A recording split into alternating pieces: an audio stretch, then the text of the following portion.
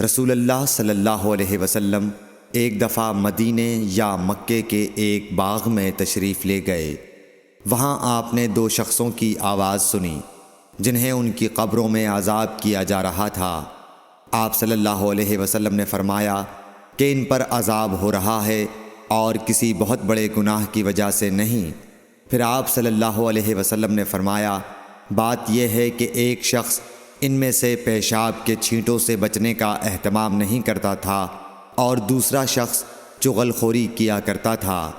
پھر آپ صلی اللہ علیہ وسلم نے کھجور کی ایک ڈالی منگوائی اور اس کو توڑ کر دو ٹکڑے کیا اور ان میں سے ایک ایک ٹکڑا ہر ایک کی قبر پر رکھ دیا۔ لوگوں نے آپ صلی اللہ علیہ وسلم سے پوچھا کہ یا رسول اللہ یہ آپ نے کیوں کیا؟ آپ نے فرمایا اس لیے کہ جب تک یہ ڈالیاں خشک نہ ہوں شاید اس وقت تک ان پر عذاب کم ہو جائے۔ صحیح بخاری حدیث نمبر 216۔